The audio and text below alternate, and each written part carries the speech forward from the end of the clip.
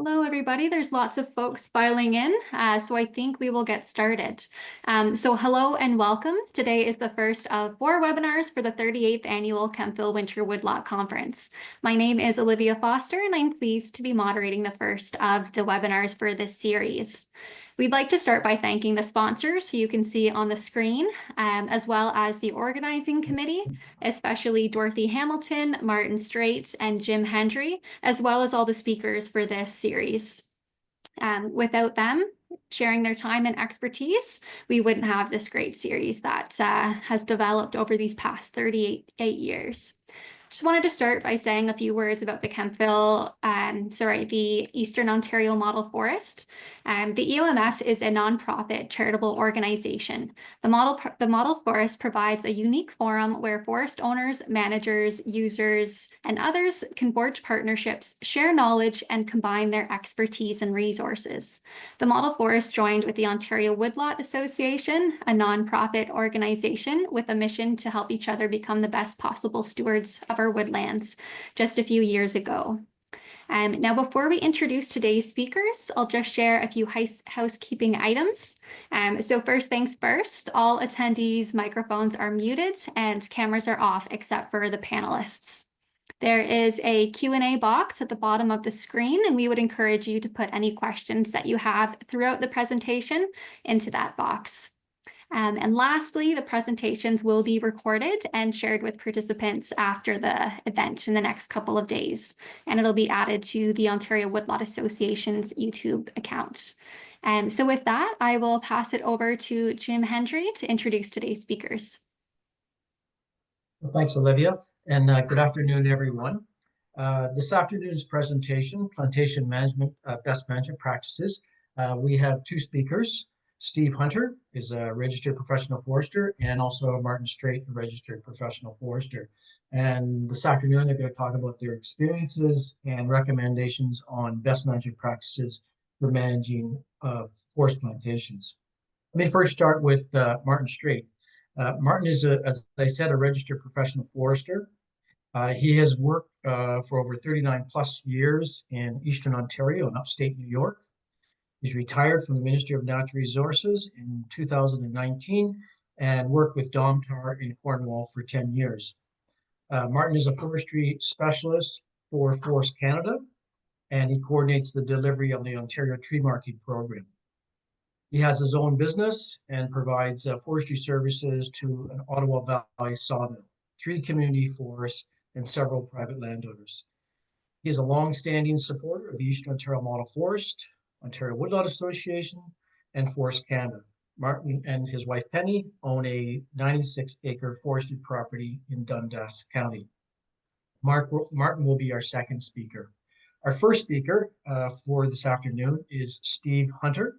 Steve is a registered professional forester with the United Counties of Prescott and Russell. And in his role, he manages to balance the many demands of that forest, from social, economic, environmental, and cultural benefits through the implementation of best management practices in the Larose Forest. And Larose Forest is an 11,000 community forest located just east of Ottawa. Steve is a graduate of the University of Brunswick, and his forestry journey has taken him from New Brunswick to northern Manitoba, Algonquin Park, the Ottawa Valley, and now ultimately in Eastern Ontario. Steve can most often be found either cutting wood, working wood, or exploring the woods. So welcome to both of these gentlemen. And Steve, now I'll turn it over to you to begin our presentation. Thanks, Jim. I'll just share my screen here. Make sure I get the right one.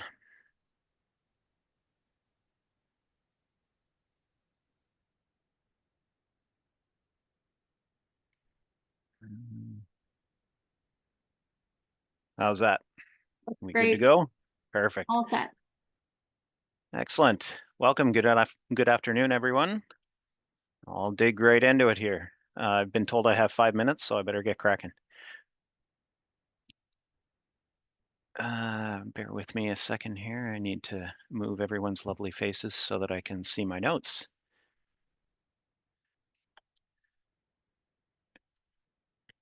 So as Jim mentioned, Martin and I are going to be talking about the management of conifer plantations and give you some best management practices on how you can manage your plantation for the best overall benefit.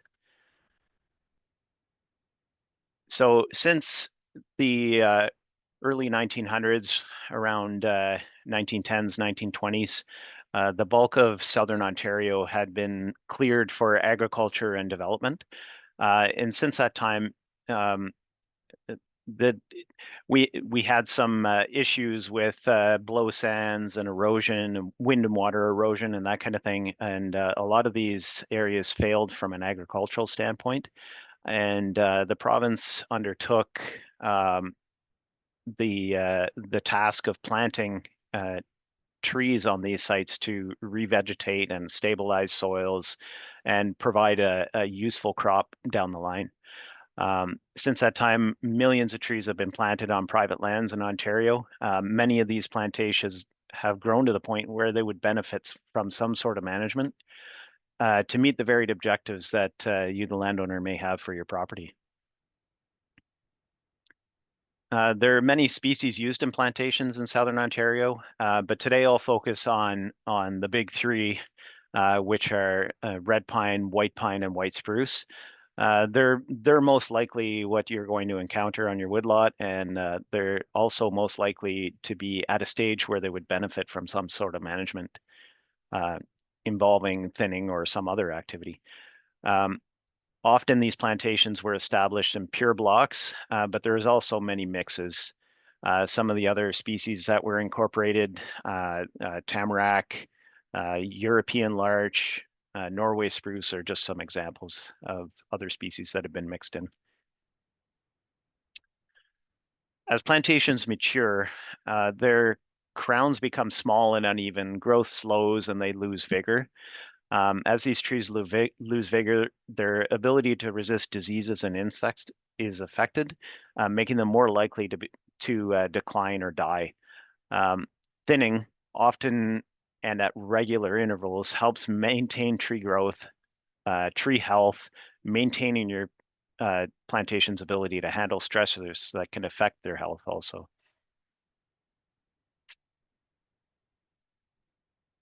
Repeated thinning leads to regeneration and ultimately a more diverse forest condition. That makes your plantation more resistant and resilient to weather events, disease, insects, climate change, etc. On the left is a white pine plantation that has been thinned 5 times. Note the well-developed, diverse understory of red maple, sugar maple, yellow birch, white birch, and black cherry. On the right is a red pine plantation that has been thinned 4 times. In this photo, you can see white pine, white spruce, balsam fir, and red maple in the regeneration layer.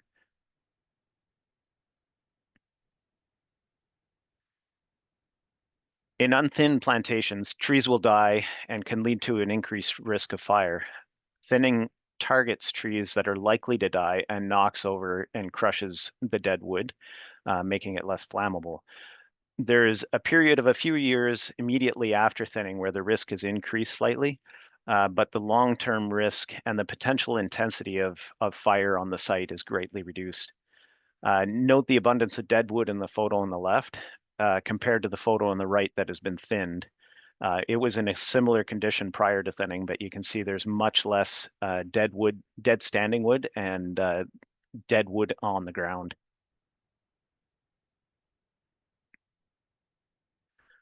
Although early thinning may not generate big revenues, thinning early and on a regular schedule is necessary to maintain health and growth. Appropriate thinning increases the value of future products that will be harvested from your plantation and shortens the time that it'll take to get there. On the left, you can see a pile of boltwood and sawlog material, and on the right, you can see the utility poles on the trailer for a truck there. Quite a big difference in value in utility poles compared to boltwood. It's at least double.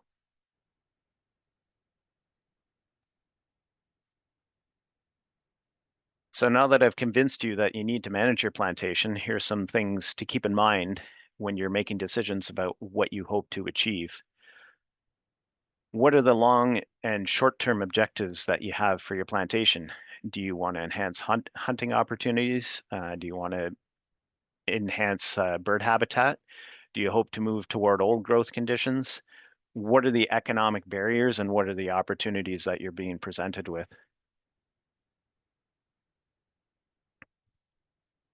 The site conditions are probably the most significant element determining the future of your plantation. Unlike natural forests, the trees and plantations did not become established there on their own, and they may not be well adapted to the soils, the drainage, or the topography. For example, red pine plantations growing on shallow calcareous soils or on wetter sites can have limited growth or may even be more likely to suffer decline and mortality due to root diseases. The photo on the right, you can see the very thin crowns and some dead standing trees as a result of root diseases for red pine growing on a poor site.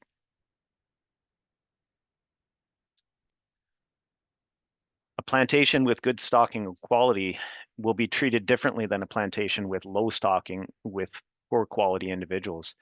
The health of the plantation has a similar impact. On the left, you see high quality, dense stems, single stems, straight trees, not a lot of branches. On the right, you see crooked trees, heavy branching, poor quality, low stocking. You're going to treat those plantations differently.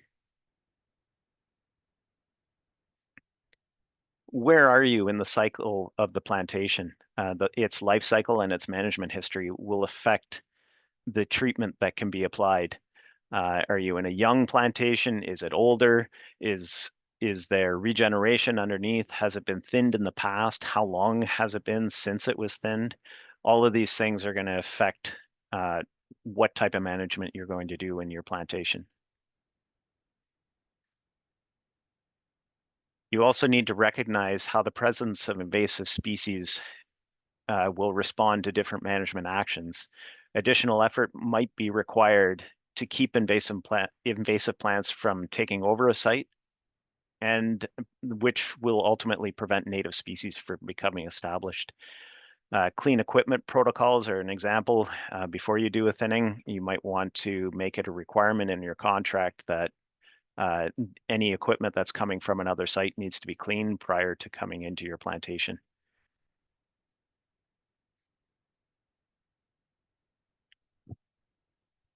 Now I'm going to switch a little bit and talk about some of the common treatments that you might encounter in a plantation.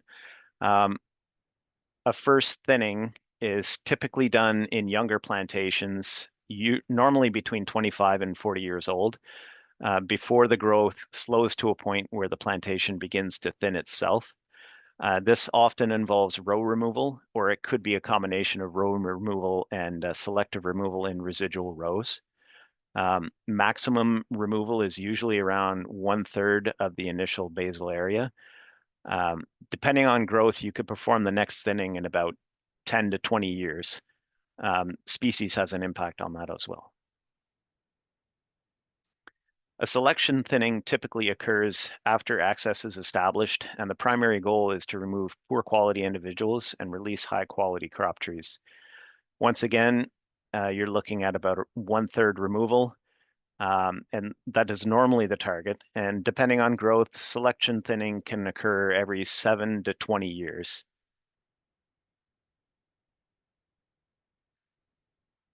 Variable density thinning is typically performed on larger area plantations and in older plantations. And it involves creating a mosaic of thinning intensities and different patterns with the intent of enhancing structural complexity and the biological diversity in the plantation through the management of different light levels throughout. This type of thinning can be done every 15 to 20 years.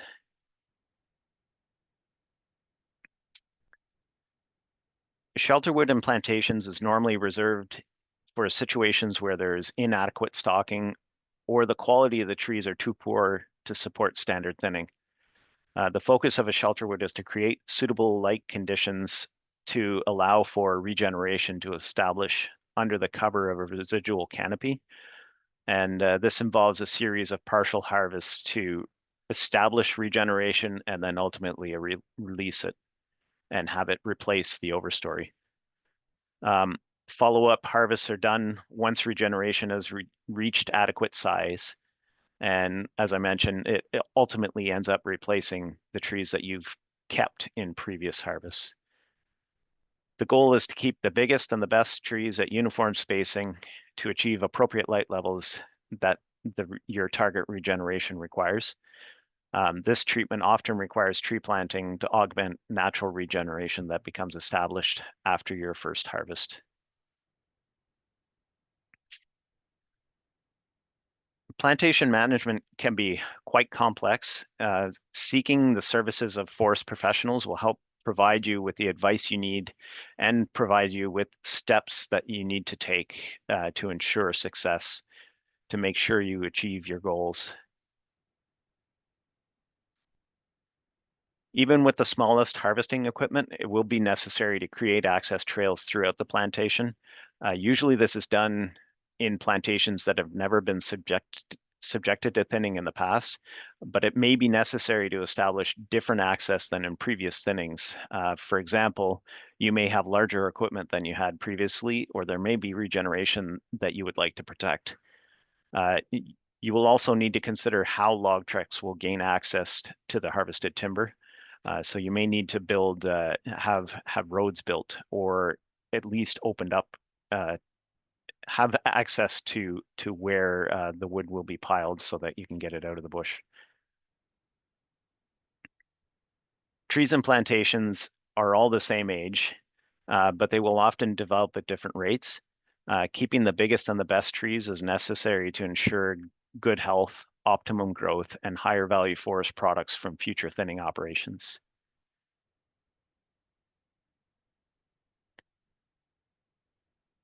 You want to ensure you target unhealthy, poor quality, and suppressed stems for removal, especially when competing with healthy and dominant trees.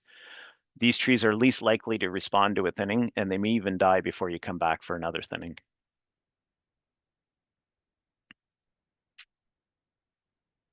You want to make sure that you protect sensitive features. You want to time your harvest for when the site is not vulnerable to damage. Wetter sites should be harvested under frozen conditions to avoid rutting. Protect important features for wildlife. Avoid critical times like breeding seasons. Protect water quality by avoiding water crossings and avoiding erosion and sedimentation into streams and other water features. Your plantation isn't going to live forever. Recognizing and encouraging regeneration is the future of your forest. Careful logging is necessary to ensure that you protect that future. You can see an example here. The photo on the left is before thinning, and then the photo on the right is immediately after. That careful logging is very important to make sure you protect that investment in the future. Avoid overcutting. Thinning lightly and often is the best recipe for producing high-value forest products. It can be tempting to cut heavier or to cut the larger trees to make more money now, especially in earlier thinnings. But cutting too heavily or cutting the larger trees severely limits the future value of your plantation. It can also make your plantation more susceptible to ice and snow damage, wind throw, frost damage, and sun scald. So to recap, thinning is good. Get some advice. Keep the good, cut the bad, protect the habitat, take care of the babies, and don't cut too much. I think I hit my 5 minutes, maybe a little bit longer. Thank you very much. Thanks very much, Steve. That was excellent. I don't think anyone will complain if you're a little bit over 5 minutes. That was very clear and lots of tidbits and things that I think that landowners will really appreciate having this resource. It's really handy to have a video that people can watch and reference. I mean, there's all kinds of things out there to read, but I think having a video and the photos is very helpful. We'll pass it over to you, Martin. Okay, can you hear me okay, Olivia? We can hear you okay. Well, thanks, Steve. That was, I see what he means. The pictures all get over to the side, but I think I can work around that. So welcome, everybody. Glad people could come out of the woods today and enjoy this. If you're anything like me, you found this to be just about the best winter we've had in I can't tell you how many years. So it's hard not to be in our woods cutting right now. So thanks all who took the time to come in today. I'm going to follow up on Steve's presentation with a little bit about Lanark Forest, another one of the community forests, and in particular, an example of a place that Brian Anderson and I just finished a third thinning on because we've got quite a really good history and information on. So I'm going to share that with people so they can actually see the hard and fast numbers of what happens if you follow Steve's advice. So I always like to start to remind, because many of the young people aren't aware of the history of all these community forests, that in fact, they're all originally from M&R agreements that were signed. The Lanark one was 1938. Basically, all those trees that we talk about that have been planted were planted under those programs by the ministry, Lands and Forests in the day, and a program that ended in the early 2000s.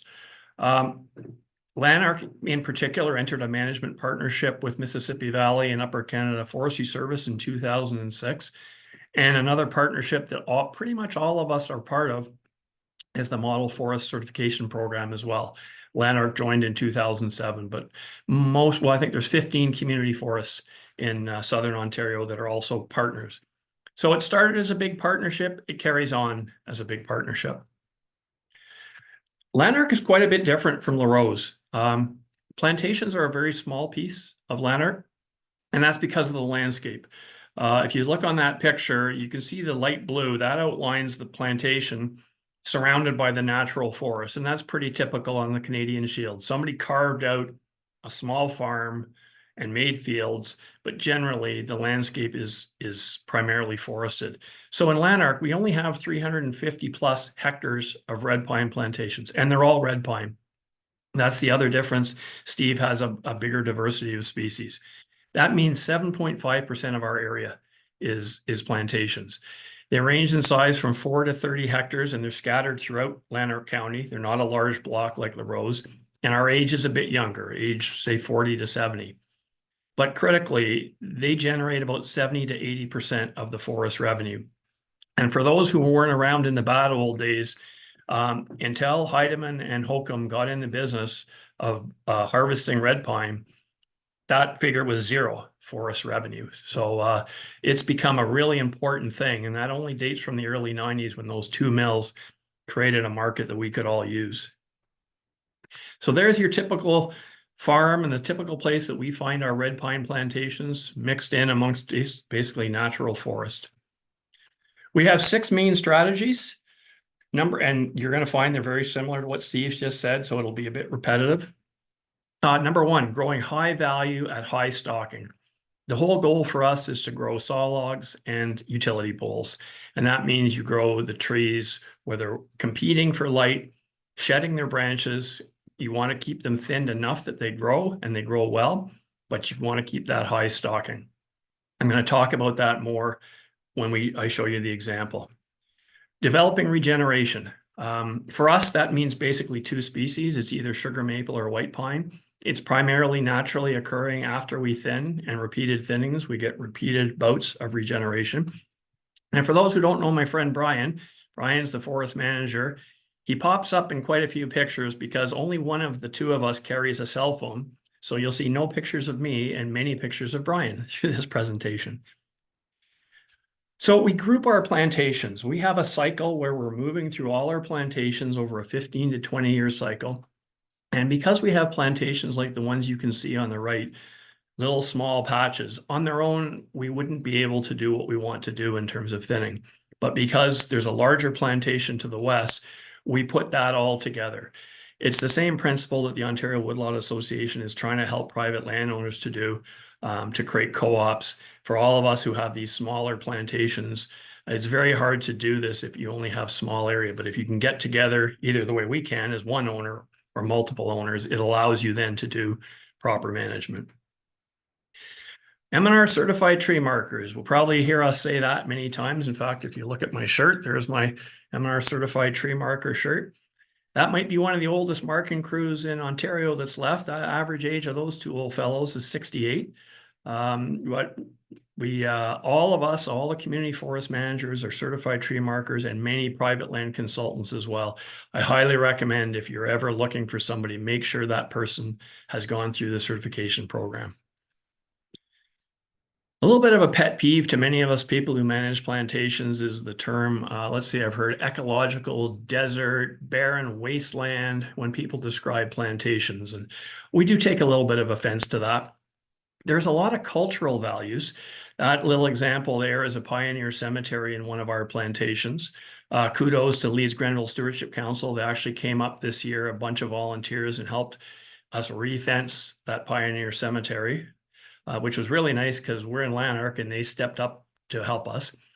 But if you look on the right, that's one of the most common values we find now in red pine plantations that are 50 plus years of age. And any plantation manager will tell you, be careful going into a mature plantation in the spring because the odds of a northern goshawk nesting in there are very high. And if anyone's experienced that, you'll know what I'm talking about. But it's not an ecological desert at all. It took time to get to where it is, but it's now contributing. And particularly in Lanark, where our landscape is primarily hardwood, it's a really important diversity on our land base. And then finally, it all falls apart without careful logging. So we have really good contractors and we supervise them and they do wonderful work. And yes, there's always a little bit of damage, but I'm constantly amazed by how they take what are now some fairly big machines and move through the plantations and do what we ask them to do, only harvesting the marked trees. It's a really important part of the job. So with that, I want to give you this little example of a plantation that is in the Lanark Forest. If any of you are old enough to have gone into the old Carleton Place M&R district office, you know this picture. This sat proudly behind the desk of Les Billings, who we all worked with. And it's a picture of the property. You can look closely. You'll see the little red pines that just got planted in 1961. But you can also notice it's a pretty typical Canadian Shield farm. It's not a perfect smooth site. You can see there's still patches of cedar left. You can see the hill at the back. I'm going to show you a little bit later. You know, it's a good site. It's not a great site. My only regret about this property is that Les isn't around anymore to show them it, because this is what it looks like today. Basically a spectacular red pine forest. You could say it's a plantation. I like to think it's a forest. After 3 thinnings, you'd be hard pressed not to call it a forest. I do have this information I want to share with you. This is from 3 thinnings. So the history on this, the 1985 thinning was actually not a commercial thinning. It would have been done pre the dates of Hokum and Heidemann. So what I've done in that number is simply put a first thinning from a close by Lanark Forest, a very similar one. It would have been thinned basically by M&R crews, cutting and dropping trees. But the 2006 and 2024 information are information from me and Brian. Basically, we were involved in marking and harvesting both those cuts. So they're bang on numbers. So just some things you want to see. First thing is that the harvest volume doesn't change much. Cubic meters per hectare, close to tons per hectare, always in that 70, 75, it may be as high as 80 cubic meters per hectare. But that's where the similarities end. If you look at trees per hectare harvested, 480 in 1985, 200 in 2006, only 103 in 2024. But meanwhile, the average diameter of the cut trees is going up. One of the things I want you to remember is the number 5.5, the difference between the cut trees in 2006 and 2024. Bearing in mind, we're cutting trees that are poor quality, unacceptable growing stock. So those are not the best trees that are being cut. They wouldn't be growing the fastest. They're the lower quality trees, but they're still growing. As a result, your volume per tree is basically doubling with each thinning, from 0.16 to 0.37 to 0.69. And maybe most importantly to a landowner, the value for each of those cut trees to the Lanark County Forest has gone from $2.10, the first thinning, $10.80, second thinning, $30.25 to the current thinning. So you see the phenomenal increase by managing that plantation, and Steve alluded to the increase in value you can get over time. So we decided to go in and actually assess it after the cut. The cut just finished a few weeks ago, by the way. So we assessed it now because it's had a few poles cut out of it, but it's about to move into that prime zone where it's, well, my friend Brian calls it a forest of poles. So we did cruise that, and we assigned trees, whether they're poles or saw logs, and you can see it's about 60% now potential poles. I won't go through all the detailed numbers other than that nice little number on the right. I asked Steve what his pole prices are at Larose Forest, and pole prices for Larose range from $75 to $150. And you can see the difference from starting with a first thinning of $2, second thinning $10, third thinning $30, and now pole prices, which will likely happen in maybe 10, 15 years, $75 to $100 for those poles. I told you we cut about 75 cubic meters per hectare. You can see standing, we have over 300. So you can anticipate there's several cuts still left in that forest. And that's assuming it doesn't grow anymore, which we can't really assume because there's nothing but really good, healthy trees left behind. So to help me with projecting what this could be, I asked Al Stinson, who works, I think most of you know Al. Al's really keen on this kind of stuff. And we talked about the density management diagrams that are used in Ontario. That's the document there. That's the original document, but these diagrams are in the Afforestation Guide, the Silviculture Guide, they're everywhere. So Al took our data and he plotted it for me on the density management diagrams, and he said it hit right on. And there's only really two things you want to know, is that there's two places you want to be. After thinning, you want to be at the bottom of the maximum stand productivity zone. That's that point where you're still growing quality trees, but you've thinned until you hit the top. And that's what we're at the bottom right now. And so now we wait the 10, the 15 years until we get up to the top of the zone. Here's where the fun starts, because Al then took that and he says, using the DMDs, he projected that thinning. So currently our volume is just over 300 cubic meters per hectare. Density management diagram says when it's time to thin again, say 15 years, there should be 563 cubic meters per hectare, which, you know, originally seemed kind of insane to me. I thought, like, how on earth could be there that much volume? But then he said, well, the basal area is 31 now. It would be about 44, which is completely reasonable for a plantation 15 years after thinning. But I asked you to remember that other number, the 5.5 centimeters that the lower quality trees grew. According to Al, in that period of time, our trees need to grow 5.5 centimeters to generate that volume. So it's a projection, but the 5.5 centimeter growth is completely reasonable. So I'm pretty optimistic that his projection is actually going to come to be. And Lanark's going to be sitting on quite a volume of poles and saw logs. Just a few pictures, just to kind of wrap up and show you what things looked like. This is before the second thinning in 2006. You see, it was still fairly heavily stocked. As I said, I'm pretty sure it was an M&R crew that would have gone in and just cut and dropped trees the first thinning. So last time we used orange paint, we actually marked trees to go in blue because we like the visibility of it. But that one time we did orange paint. But there's Brian afterwards, and you can see the kind of stocking and the kind of quality we were leaving after that thinning in 2007. Here's what it looked like, jump forward 18 years. On the left, you can see it's still very highly stocked. You can see the white pine regen starting to come in along with the balsam fir. On the right, there was a more open area on the east, and you can see that's where the maple has really started to jump in to the forest, in fact, and grow quite substantially.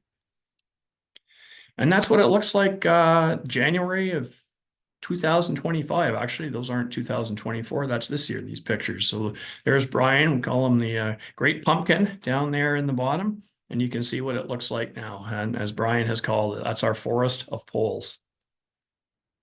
There are challenges. Steve talked about decline and some of the challenges you can have with red pine.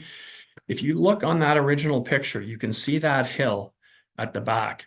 on the left is what that hill looks like. In those days, basically red pine was planted. There wasn't a lot of species selection. In hindsight, if we had the choice, we probably today would plant white pine up on that hill that can tolerate those shallow rocky soils a bit more. But they did plant red pine. It did last for a while, and you can see the understory of white pine that's coming on now. So white pine is coming in, and the red pine did have a benefit. We won't be getting poles out of that part of those shallow rocky soils. They just don't grow up there. We picked up a little bit of derecho damage. This is really the only severe pocket. We were lucky that way. That's always a risk for anybody that these, and it's not just in a plantation, of course. This whole forest was severely impacted by ice storm, and the thinning that occurred in 2006 was primarily material that had been damaged or at least was declining due to the ice storm. These pockets, Steve alluded to calcareous soils. In our type of plantations, this tends to show up as what's called pocket decline, not right across the whole forest, but on shallower areas where the roots are reaching down. And there are calcareous soils in Lanark. We're not that far on this site from the marble mine, the calcite mine. So these are important to manage. There's only a few of them in this site, but when we're marking here, not only are we clearing that pocket out, which will of course get regeneration in it, but we're watching any of the trees on the edge because sometimes pocket decline can spread. The danger you want to avoid is someone seeing a couple of those pockets in your plantation and telling you that your entire forest is declining. That is not necessarily so. So our strategies are real simple, and I think Steve basically already told them. One, we monitor the health regularly, just the way every landowner does, to keep an eye on their forest to see if something's changed. Light thinning at regular intervals allows us to remove those trees that are declining and keep the good ones to keep growing. And finally, tree marking. As you can see there, there's our blue marking to go. So that's Brian and my normal tree marking with blue. And when you have certified tree markers in there, they're checking every tree for you. They're watching, and they'll tell you when things are starting to go bad. So they're your eyes and ears. And that's all I've got, Olivia. I'm going to leave it with that picture of the plantation, and I will stop sharing. Thanks very much, Martin. I was wondering how Brian likes being called the Great Pumpkin. Oh, I think he likes the fame he gets from all the pictures I take. All the photos. I'm not sure if he signed on today. I'll hear about it though if he did. I did warn him there was a few pictures of him. Oh, I hope he doesn't mind. Oh, We no. appreciate it. Well, what I've done now here is just put up the sponsors again for the 38th annual Kemptville Winter Woodlot Conference, and we'll invite people to start putting some more questions into that Q&A box. I see we have a few already. Just wanted to ask before we dive into the Q&A if anyone from the planning committee wanted to say anything, or otherwise we'll jump into Q&A. Here's Dorothy. Yeah, no, I finally managed to break through the Zoom barrier. So I'd like to thank both Martin and Steve for doing their presentation. I think it was excellent. And we will have some gifts for them down the line. I just have to, and maybe a pumpkin or two. I don't know. Dorothy, did you want to add anything before we wrap up today's presentation? Just again, a big thank you to Martin and Steve for the presentations, and that we hope that everybody will tune in again next Wednesday. We have Terry Swan up doing a segment on forest history. He is well known for his forest tours throughout Southern Ontario, and I think he'll probably have a very good synopsis of what he's been doing down there on his tours, and we'll learn an awful lot about forest history. I think that's a good preview, Dorothy. Thanks. I've just put in the link to register on the OWA website in the chat, so folks can click that link and register so you don't miss out on this next webinar. Thanks again, Steve and Martin. Take care, everybody. Thanks, everyone. Have a good day. Bye, everybody. Thank you.